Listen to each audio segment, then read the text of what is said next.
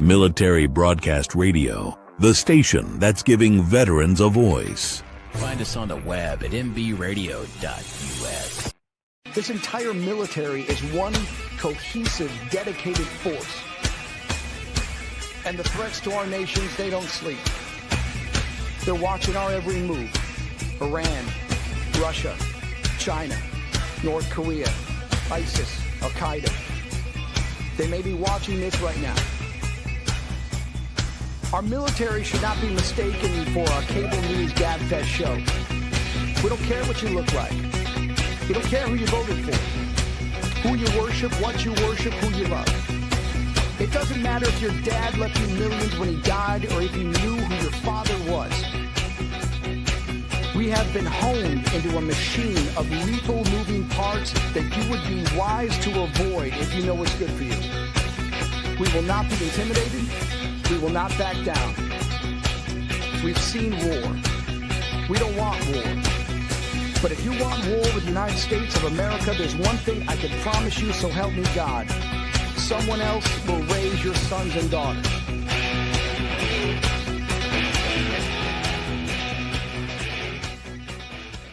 Opinions expressed in this program are those of the speakers and do not necessarily reflect the views or positions of any entities they represent.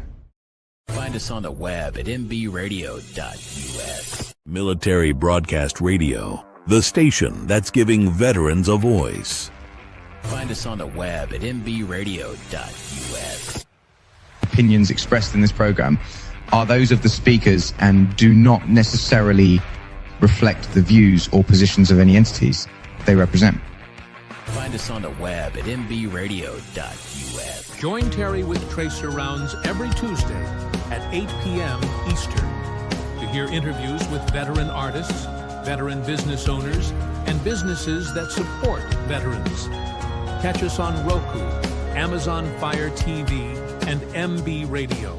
If you miss a show, you can listen again on Wreaths Across America Radio every Wednesday at 3 p.m. Eastern. Tune in to see if you are on target. MBR, giving veterans a voice.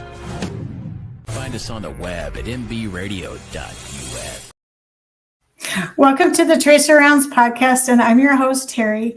And the veteran we have tonight is Air National Guard veteran Larry Riepma, who is also my uncle, and he's my dad's twin brother. So looking at my uncle, I kind of see my dad at the same time. So welcome, Larry. I appreciate you coming on the podcast tonight. Thank you for having me. I'm so excited to talk to you because your career I don't know much about, because when I was like in my teens and 14 years old or so, I moved away. And so I never really knew much about your service. So I'm so happy tonight to hear a little bit more about what you did in the military and how long you've been in the military, that kind of thing. So I think if you don't mind, can we start with how old you were when you joined the service and what branch did you join? I was 18 and I joined the Air Force. What was the climate like when you joined? Did you join because you wanted to see something or you wanted to get a skill, or what was your reasoning for joining the military at that time? Didn't want to go in the Army. Air Force is definitely better. I'll give you that. So you enlisted at 18, and so you enlisted active duty Air Force, or what did you do? Active duty. Active duty. And how many years active duty did you do in the Air Force? 4. 4. And what did you enlist to do? What was your MOS or your AF? I can't remember what the Air Force calls it. Air Force. Don't give me a line. I'm trying to think of that myself. My specialty, whatever. But I was a jet engine mechanic.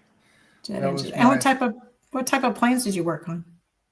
Well, the first one I worked on was the F-105, the Thunder Chief, and I was stationed in Wichita, Kansas, working on those, and then they shipped us over to Thailand, and then I got shipped over to Japan for about a year, and then back to Thailand again.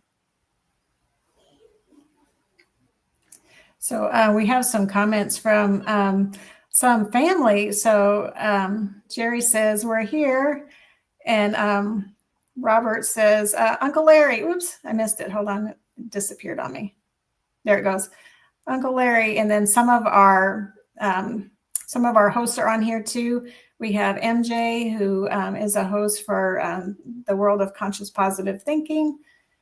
And so she said, so MJ said, yay, Air Force. Oops, I missed it. Sorry. There we go. So you went to Japan. What was that like? And had you ever been outside the U.S. before you got sent over there? Never. I'm barely out of the state of Idaho, in fact. Japan was a very nice country. I enjoyed Japan a lot. The people are honest and pretty progressive and friendly, and I always felt safe there wherever I went. And I think I saw one panhandler the entire time I was in the country. Oh, wow. You see a lot here, that's for sure. Well, Thailand, everybody's a panhandler. And the Philippines is even worse yet. Oh, wow. So what was your favorite assignment while you were active duty? Probably Japan. Japan. Kansas was nice too. Other than the wind blew all the time, but other than that, it was a nice state. Yeah, it's pretty flat. I don't know if you've heard the joke, but they're like, if you go down the highway, you pass the same dog in the same mailbox at least 6 times. Because it's always so flat, you're not seeing anything but just flat countryside for miles and miles. That's neat. So what did you do after your 4 years in the active duty Air Force? What did you do next? Well, I worked for Boeing for a year and a half. Yeah. And then got laid off. And then I moved back to Idaho and went to college for a while and joined the Air Guard for added income. Yeah. What were you studying in college? Well, originally I thought it'd be nice to be with the Fish and Game Department or something, but I found out you had to pretty much needed a degree in biology, and to get the degree in biology, you needed a lot of calculus, geometry, and algebra, and it just wasn't my thing. Right. So then I was going to be a history teacher, and then they offered me a full-time position with the Idaho Air Guard. Yeah. So I talked to my college professor about it and told him how much I'd be making, and he said, well, I don't make much more than that myself, and I've got a PhD. So anyway, I decided, well, I'll do that then. So what did you do? You were a tech? Yes. For the Air Force. And so what did you do? Same thing. Fixed same thing. Motors. Yeah. So did you travel a lot too on the tech side, or were you mostly traveling on the National Guard, Air National Guard side? We would always, when we traveled, we were always military. They would just either spend our 2 weeks, required 2 weeks, or they just put us on military orders for a period of time. They could put us on military orders for up to 6 months without making us active duty. Right. So what all did you do on your assignments when you got sent different places with the Air National Guard? What all did you do? I know you told me that you went overseas and you were kind of in Iraq. Weren't you in Iraq when you were just trying to make sure that nothing was going on? You were just kind of doing flyovers? Well, I was in that part of the country twice. I was in Saudi Arabia, and that was Southern Watch, they called it, and our planes would just fly around uh, Iraq all day long in case the Hussein decided he wanted to bomb some Kurds that day, and then we'd take out his planes. But of course, he never did. And then later on, I went to Turkey, and that was Northern Watch, and we did the same thing. And I did get in Turkey. I got to go up on a on a tanker because our planes would fly up there 8 hours or so at a time, so that they'd have to get refueled every couple of hours or so. And that was kind of interesting. I got to see Iraq from up high, and I got to see how they refuel planes midair and those kind of things. It was interesting. It looks pretty crazy to see that midair fueling. Is like, how do they do that precision movements, each one of them, so that they link up perfectly and they stay steady so that the fuel can transfer, and then, they separate. It's just amazing how that coordination or that choreography of those two planes comes together. Well, they have a guy in back of the plane who runs the boom. He can go left, right, up, down with it, and hook it into the plane's the fighter's got a little nozzle thing that sticks up and forward, and they just guide it in there and lock it on there and fill them up. Right. It still has to be a lot of precision, like not deviating from, moving anything so that transfer can happen. It just seems like that's like a really serious connection, and it would be worrisome to me. I'd be like, oh man, I'm going to move. I know I'm going to move. I'm sure they had a lot of training in order to accomplish that. So what would you say was maybe your scariest moment in a plane? What would you say, like, what kind of thing would have happened that you're like, oh man, I don't know what's going to happen from this point forward? I can't even remember one.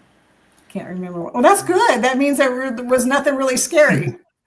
Yeah, it was any air travel we did was usually extremely uncomfortable and noisy.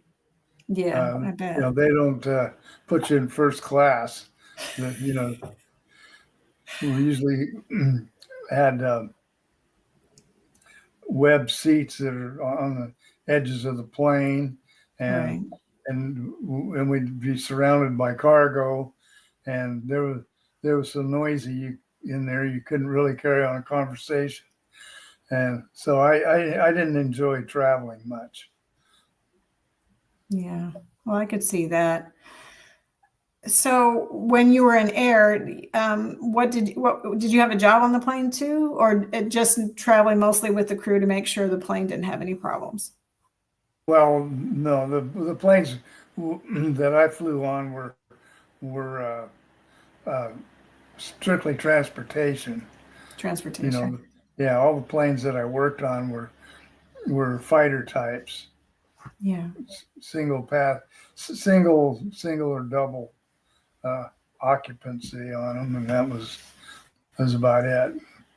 Right. I was supposed to fly down to Texas on an F4, and then they got canceled at the last minute, and they sent me commercial. I was very disappointed. Yeah, I would be too. I don't blame you. I don't know if you saw it, but Pam and my dad are watching, so they just wanted to say hello too. Oh, hello. So how many years did you end up serving in the Air Force National Guard? Well,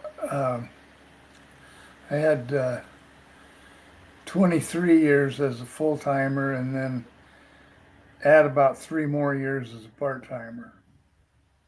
So, and then of course they also counted my 4 years of active duty. So, right.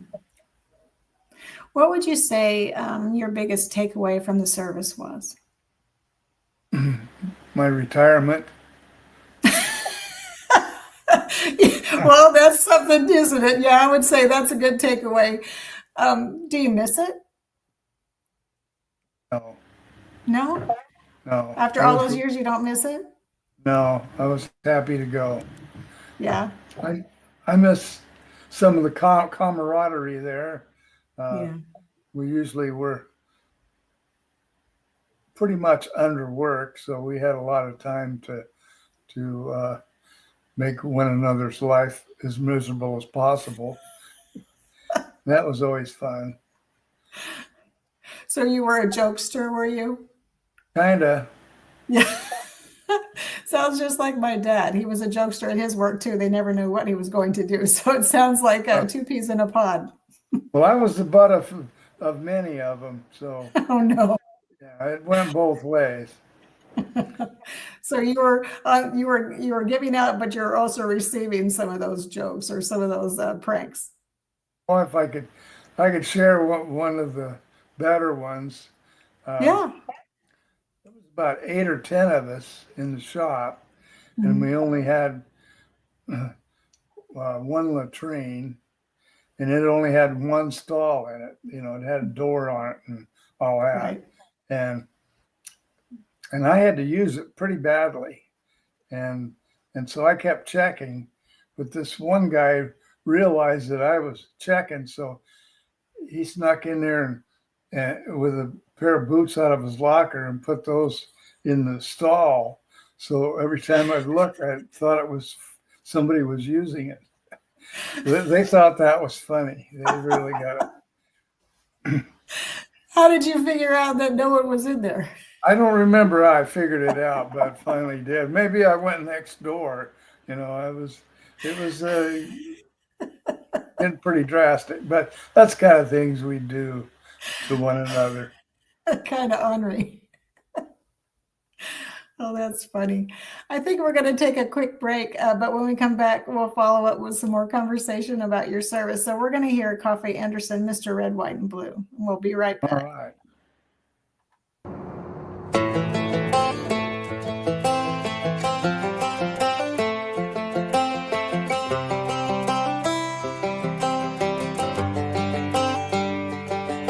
It's the guts and it's the glory. 100 stripes, 100 stories. It's the Pledge of Allegiance on the 4th of July. It's them handwritten letters from home. It's them sleepless nights alone. It's his newborn baby he left with his wife. Mr. Red, White, and Blue, lay down, here's a line. Mr. Red, White, and Blue, for these stars and stripes. Hey.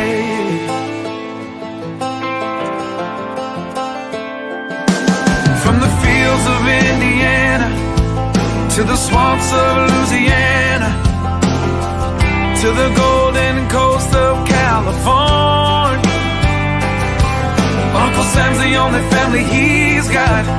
His purple heartbeat won't stop, and his 18th birthday was the day he was born.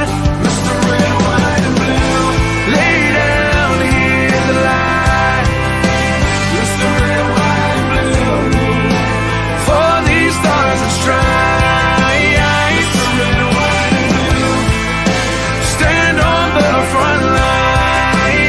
Mr. Red, White, and Blue, pay the ultimate price. Oh.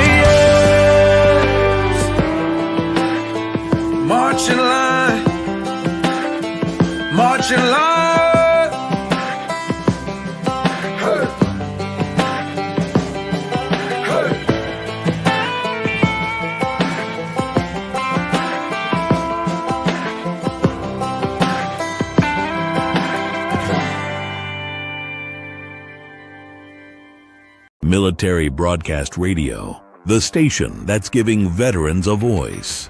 Find us on the web at mbradio.us. Opinions expressed in this program are those of the speakers and do not necessarily reflect the views or positions of any entities they represent. Welcome back to Tracer Rounds, and I have a special guest tonight. I have my uncle Larry Riepma, and he is an Air National Guard veteran and Air Force veteran as well, because he has active duty service as well. So I was going to ask you, what was your favorite plane to work on and why?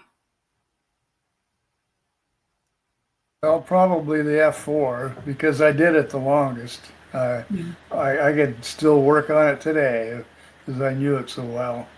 Wow. But yeah, it was, I would say, but the Warthog at the end of my end of my career, that probably would have been okay. I wasn't on it long enough to really master it and get to know everything about it. So what would be the thing you'd have to fix the most on the F4? I mean, what was the thing you worked the most on when you worked on that aircraft? Well, we'd have to tear them apart every so many hours, so many flying hours for an inspection. That was what we did the most of. I mean, once in a while we'd have a failure of something, but periodic inspections, that's mostly what we did. Yeah. So you said after how many hours of flying they had to be totally torn apart? Well, it changed, but it was 600 flying hours. And then they started doing it by sorties. That means how many times the plane went up before it landed. And the hours didn't matter. But in Iraq, they'd fly 8 hours at a time. So that was only one sortie. And they'd usually maybe get 600 sorties. So, some of them had a lot of hours on them. Yeah. Wow. I wonder, I mean, I know people drive for 8 hours. Is it any different flying for 8 hours? Would you know? Like, I mean, I don't know if being in an aircraft seat up in the air, eight hours in the seat would be any different than 8 hours in the seat on the ground. I don't know. The pilots didn't share that with me. Yeah. So they were the ones that were up there for 8 hours. Because there you can't stop at Quick Trip and get a pop or something and then, hop back in and keep going. They can't get much of anything. Right.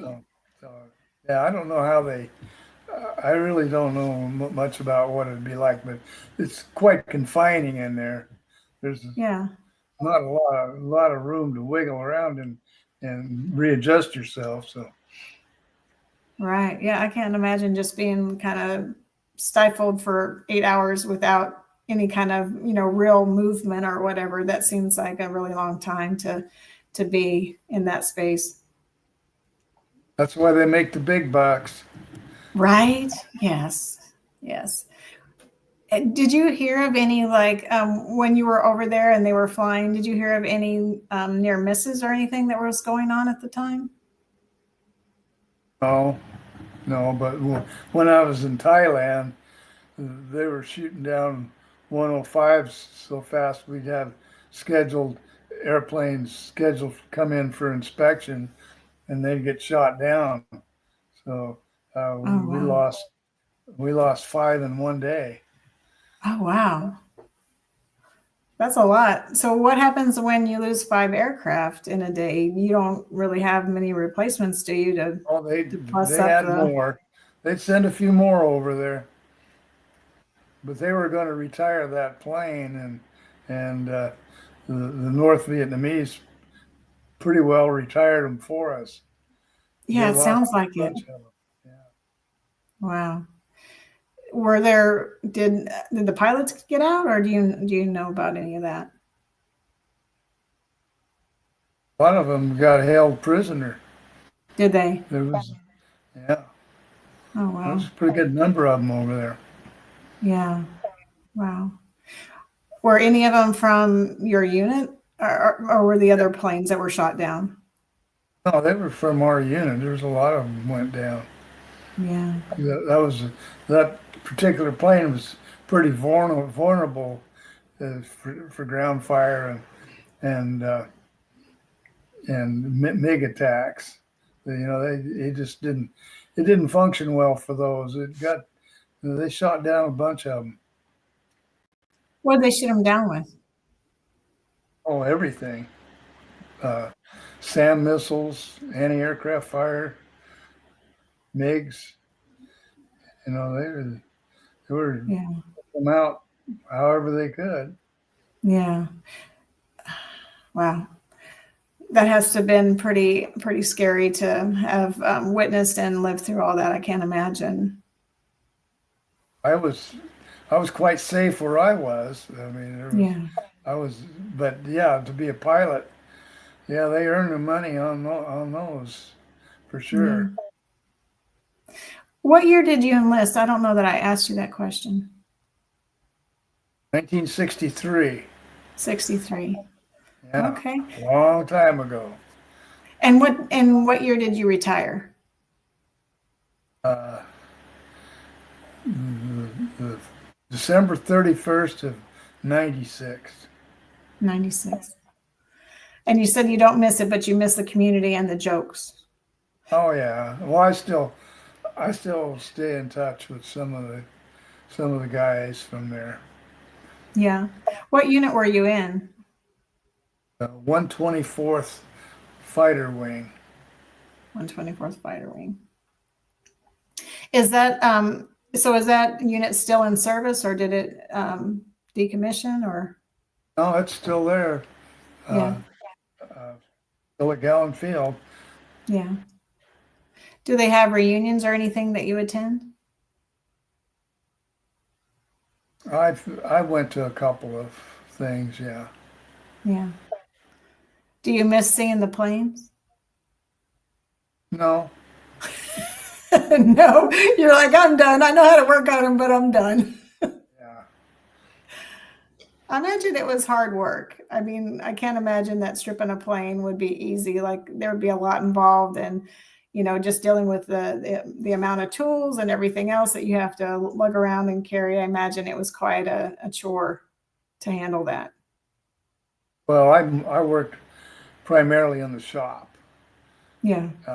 Sometimes I'd have to go out on the flight line and work, but that was fairly rare. But I did my work in the shop, and it wasn't physically demanding job. It seems like it would be, because being a mechanic of any kind is really pretty laborsome. Like it's very hands-on, very, you're manipulating things. And so it's a lot of wrench and a lot of arm strength, I would think. No, it doesn't take much strength. It takes finesse. You have to get in some very, very difficult places, and we'd manufacture our own little special tools to get in places. But yeah, accessibility was probably the biggest thing. Yeah. My uncle Larry, I talked to him. I mean, Lauren, my uncle Lauren, I talked to him, and he's Air Force veteran too, or Air Force Reserve is what he did. And he was also working on planes over at Gowan Field. So I find that really interesting that you both were over there. I don't know what unit he belonged to. I know you were in the National Guard, and I'm pretty sure he was Air Force Reserve. So obviously different divisions, departments, but he was working over there as well. So I thought that was pretty interesting that you're both working on planes. I think he said he missed it a little bit, but he was putting in communication devices, I think. I don't think he was actually working on them. He was actually installing communication equipment and things like that. Yeah, they have lots of different job specialties. Yeah, everybody's got their own little areas that they specialize in. And you don't know much about what anybody else does. Right. You know what you do, and that's what you do best. Yeah. Well, I think we'll take another quick break, and we're going to play Joe Muse' American Dream, and then we'll be right back. Great.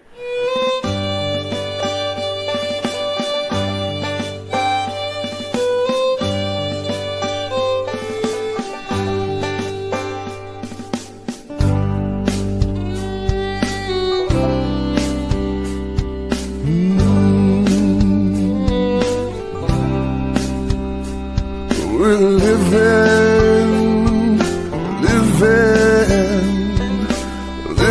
the American dream. I'm the American dream.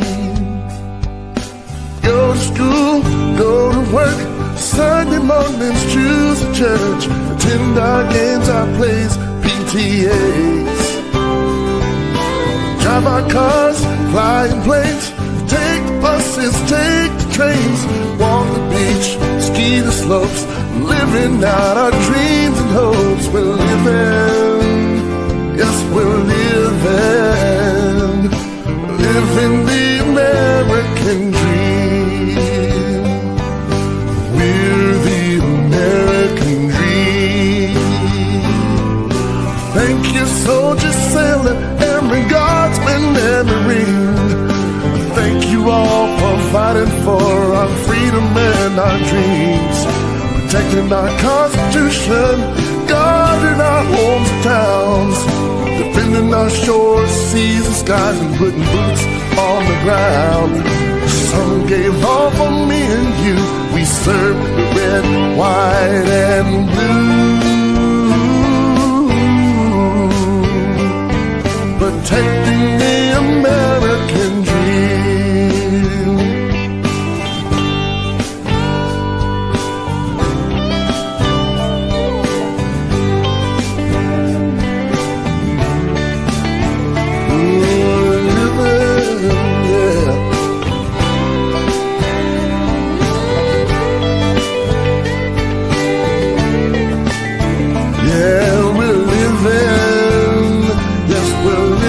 Thanks to you, living the American dream.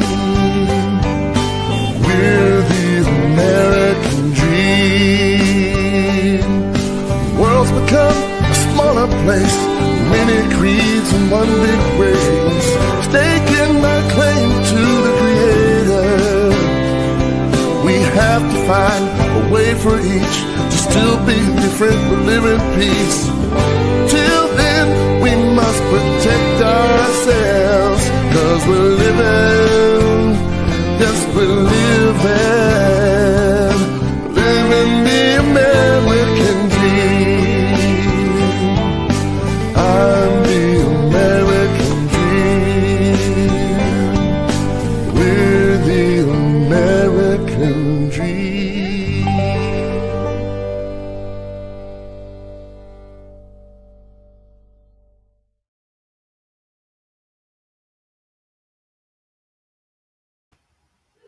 And we're back on Tracer Rounds podcast with my special guest tonight, Larry Riepma, who is Air Force, Air National Guard veteran or Air Force veteran. I don't know which to call it. I think it's both. I think it's all the same.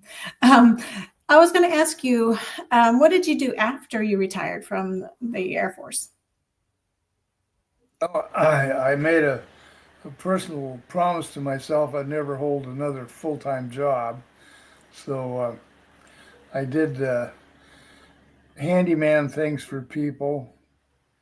I did that for a few years, and then my neighbor was a builder, and so I worked for him for several years, but never full-time. It was he had a window business. I ran his window business for him, and then I'd help him on houses occasionally, and give me something to do, and I learned a lot. And I enjoyed that more than I did airplanes. Really? Yeah. I think airplanes are so fascinating. Well, everything that I ever did on an airplane looked the same when I was finished as when I started. But well, that's true. But when you build a house, you have nothing and you make Right. something.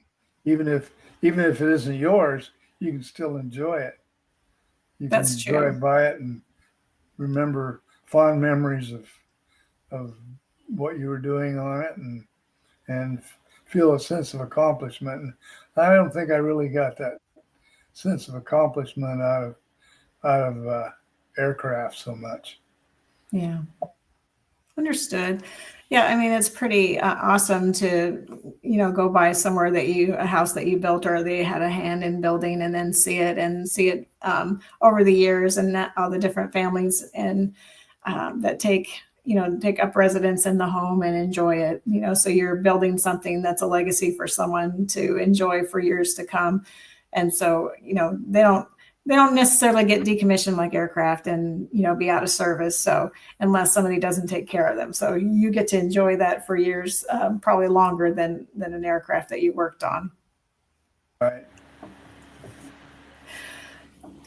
So you said that you worked for him for several years. And then what did you do after that? Then did you just fully retire, or what did you do after you stopped working for him?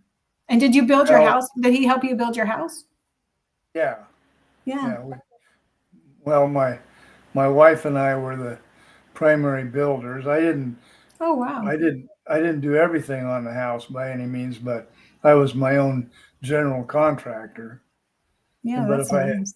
I had a question, I could always ask my old boss. He'd give me the right answer. So, but yeah, it was an interesting experience.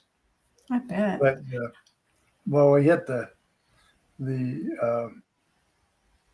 about 07, 08 was when the building business kind of took a crap, and so he was the guy I worked for. He went broke.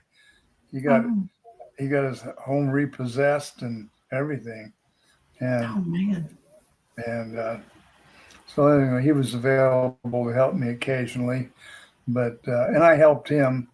I didn't charge him. I helped him for free after that. Yeah. Because he needed it.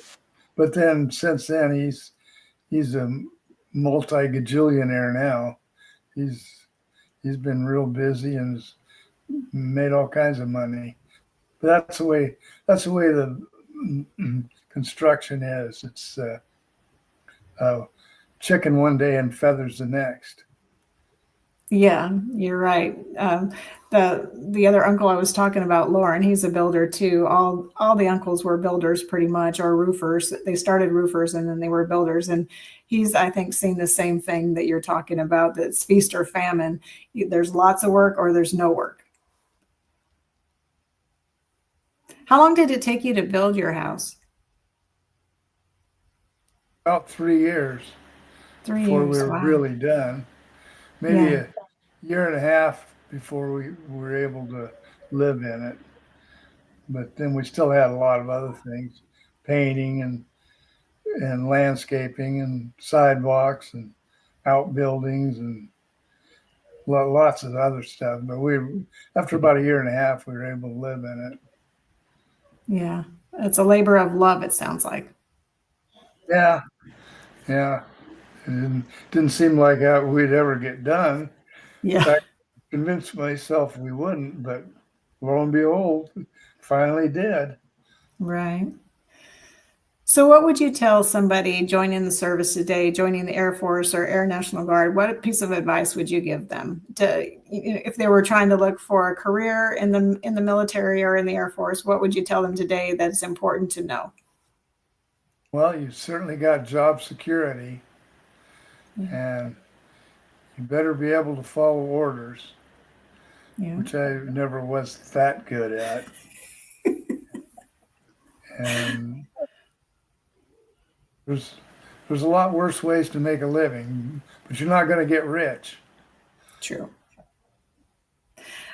But, truly, for most of us, I can't speak for everybody. For most of us, it's really not about the money we're going to make. It's about the experiences we're going to have and what we can do for the country and then what we can do for our families in the meantime. I mean, I think we all serve for different reasons maybe, but some similarities in why we serve. And one is to, make sure that freedom is maintained in this country and that people are protected and our country's protected.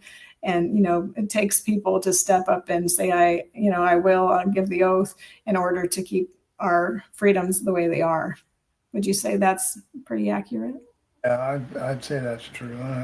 And I got to see a lot of things that there's no way I would have ever seen them without being in the military. I've seen a lot of other countries. I've been from Norway to Guam, and about everything in between. So Yeah. It was an interesting experience. Definitely. So would you say that we have it pretty good here and people just don't really take the time to understand that? Because if you go to another country, you see all kinds of things that people take for granted here. Well, some countries, that's true. A country like Norway, you never see a fat Norwegian. I didn't see a single one over there. And we went we were in some little town right on the Russian border, and we took a tour bus down to I'm trying to remember the name of the capital of Norway. And when we took a tour bus down there, and I didn't see a single piece of litter all the way there and all the way back. So I thought that quite interesting. Yeah, definitely. I think it's Oslo, isn't it? Isn't it Oslo, Norway? Yeah. Exactly. I'd have thought about it. Would have remembered it sometime tomorrow, but that's what I do. I can't think of something right at the moment, and then like 2 a.m, I'm like, that's what it was. It bugged me all night till I remembered it. So if somebody is thinking about a service to join, which would you say which one would you recommend? Knowing what you know about the Air Force or the Air National Guard, what would you recommend? Well, the Air Force is a lot plusher. You have the accommodations that the other services don't offer, Right. particularly the Army or the Marines. But rank is very slow. Where the Army, at least from what I've seen, you get promoted way quicker. And in the Air Force, it takes forever. Yeah. I think it really depends on, if you're in the Army National Guard or the Army Reserve or the active duty Army. I think in the Guard side of the house, it takes a little longer because I've seen career E4s. So like 20 years as an E4. Wow. And maybe that's what I said. And some of it may be just that was their choice to some degree. And then in other instances, I think there was some other influences that might have been at play in their instance. In the reserve side of the house, it was pretty much, you met your threshold of time in service, you did your schools, and then you went before the board. And if your packet looked good, then you got your promotion. But if you weren't willing to spend the time to put a packet together, then you might have not been picked up for that next rank. But it happened, pretty sequentially as it should with time in service, I think. Right. Yeah, that's more or less how we had it. You had different courses you had to take. If you wanted to be in management, you had to take management courses. But yeah, if you had it together, but it was still to make E7. Very few people ever made it under 20 years. Really? Right. Wow. It was a slow process, and I talked to Army people, that made E5 in their first 4 years of active duty, and in the Air Force, that's very, very rare. I don't even know if it even happens, but E5 is usually 6-8 years before you're going to get that one. So Yeah, I'm going to pin that on. We'll take another quick break and we'll be back and we'll wrap up our conversation, but we're going to listen to Dustin Garner, Brothers in Arms, and we'll be right back.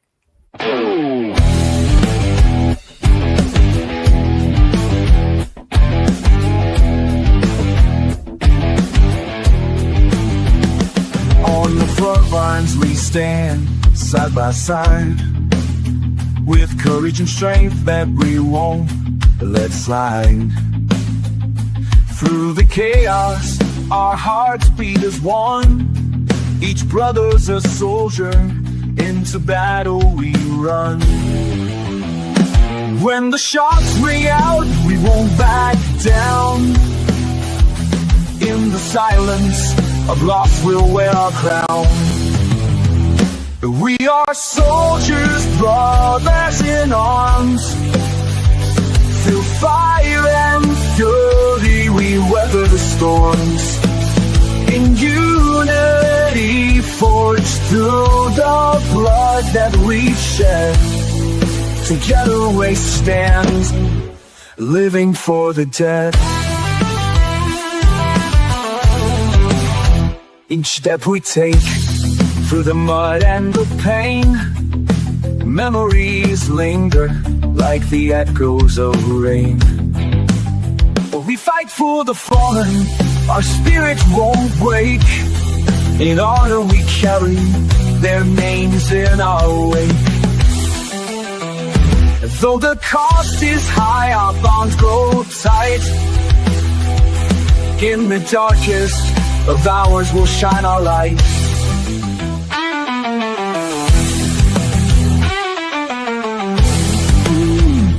We are soldiers, brothers in arms. Through fire and fury we weather the storms. In unity, forged through the blood that we've shed. Together we stand, living for the day. With every heartbeat, we carry their name. In the brotherhood force, we'll never be the same.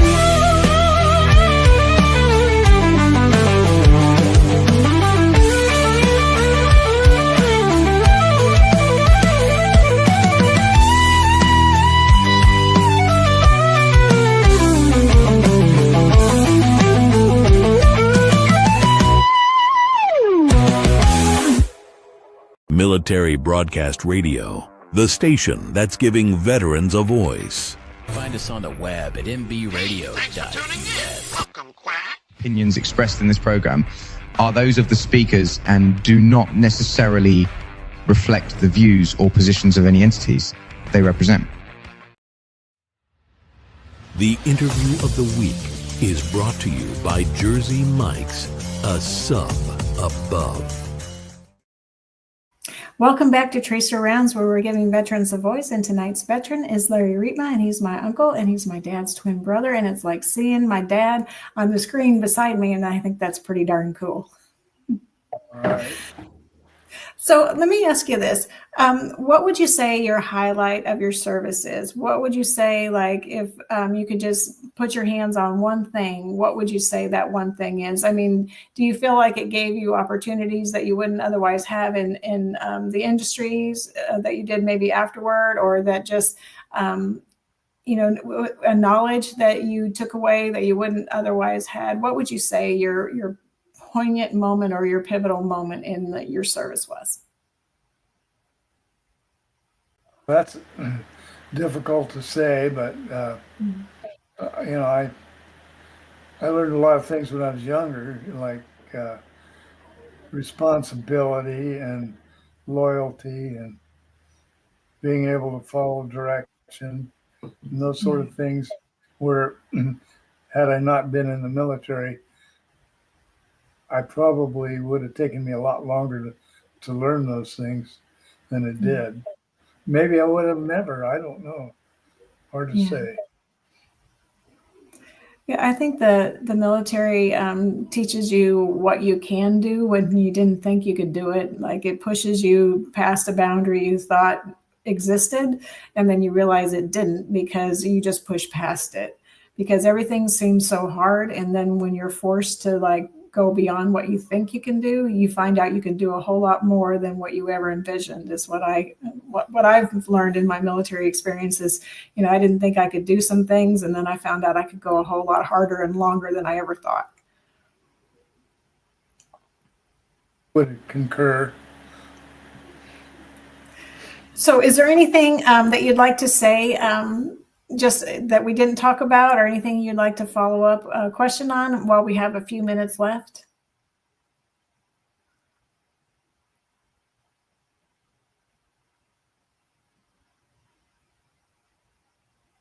Well, one thing I learned traveling to other countries is that I have no tolerance for humidity. So you didn't like Texas, in other words. No, There's plenty of humidity here. Not particularly, but Texas is dry compared to Thailand. Really? Oh my goodness, yes. Thailand is overwhelming. Your clothes would be wet in the locker before you ever got them home. And yeah, that was I couldn't handle that climate. Everybody would tell me that, oh, you'll get used to it. No, it didn't happen. So I enjoy the Idaho climate a lot more. Tony is one of our hosts, and he says, welcome, Uncle Larry. And he's an Air Force veteran. And he's a host on Inside the Who's Your Mind, and he does a sports program. He's really good, by the way. But he doesn't like my Dolphins. Do you like the Dolphins? I'm not much of a football fan, so I can't really give you an opinion. Except for Boise State. Now tell me you support Boise State. I have. I particularly when Kellen Moore was their quarterback. Yeah, I used to. I actually would listen or watch all his games. I was quite a fan of his, but not so much now. Yeah. Well, he went to the Cowboys and then he got hurt, so then he became a coach. Yeah, he's done quite well for himself. Yeah, I think he parlayed his Boise State time into something bigger, and that's going to carry him through for a while, I think. So I think Boise State was a good stepping stone for him. Absolutely, yeah. He was our fair-haired boy, and then he went to the Cowboys, and he was a third stringer, Right. I couldn't believe that. I thought he'd be their top guy, but no, it didn't happen. Where in Texas are you broadcasting from? Dallas, Fort Worth. Oh. Yeah. Okay. So right in the home of the Cowboys. You're not a Cowboy fan? Well, I used to be, but I kind of transitioned to the Dolphins because my unit was in Miami. And so the Dolphins were, they're really good to military there. They were always inviting the military to games and things like that. And not that the Cowboys don't, they do. But I just became kind of a fan of the Dolphins. So, but Tony's telling me he doesn't hate the Dolphins. Only I just thought he did. Oh, so Jerry's asking, what did you like to do in Japan? What was your favorite thing to do in Japan? Well, you could travel the whole country on a train, and if you never got off of it the whole time, they never charged you for it. Oh, wow. You got a ticket when you left the city you left from, and then when you got off the train, you turned your ticket in, and then they charge you. Well, if you just stayed on the train, you could see everything, and it was all free. Oh, wow. And of course, the amount of money that I was earning a month then, everything needed to be free. That's the only way I could afford it. Right. But no, I enjoyed Japan. Was one of my favorite countries that I was in. Of course, I preferred the United States, but Japan was pretty good duty. How long were you there? About a year. A year. And were you very long in Thailand? Oh, yeah, maybe 8-10 months. Too long. Too long. I got to see Bob Hope, though. Did you? Yes. So he was doing the. So was he with the USO then, or was he? Yeah. Was it a USO? I think that was probably his last year he ever did it, and he did a Christmas show. It was like 120 degrees. Oh wow. So Tony's saying my grandfather was actually part of the U.S. Air Force unit that was the ceremonial guard unit for the Japanese royal family when he was stationed there. Oh, that's pretty darn cool. Well, Tony, thank you for your grandfather's service. That's awesome. And Tony says, Terry was tired of getting her heart broken with the Cowboys losing in the playoffs. Yes, exactly that, Tony. You are so right. You hit it right on the head. That's it. Well, that's pretty neat. Well, I'm so excited that you came on the show tonight and that you talked to me because, like I said, we hadn't seen each other in quite a long time. And so I didn't really know much about your service, what you did or how long you were in or any of that. So it's really good to hear your side of your service and to really get to celebrate that service on this platform with you tonight. Yeah, it was a pleasure. I appreciate that you had me on. Oh, yeah, absolutely. Well, I think, do you have any closing words before we close out? No, I can't think of any. No. Okay. Well, I want to thank all of our guests for joining us, the show hosts that were on, Tony and MJ, and then the family that was on, Robert and Jerry and Pam and my dad, Jerry. And I just thank you for being with us tonight. And I just want to celebrate your service and say thank you for your service. And next time I'm in town, I'm going to see you. I hope so. We'll have lunch. Sounds good to me. All right. Well, this is Teresa Round signing off. And thank you so much for being on the show tonight. You're welcome. Ladies and gentlemen, thank you for tuning in to Military Broadcast Radio. As we wrap up today's show, we want to remind you that the podcast of today's episode will be available right after we go off the air. So if you missed any part of the show or want to listen again, be sure to check it out. And remember, we're here to support and honor our veterans. Your stories and experiences matter, and we are committed to giving you a platform to share them. That's right. We're here to give our veterans a voice. So don't forget to catch the podcast and stay connected with us. Giving our veterans a voice.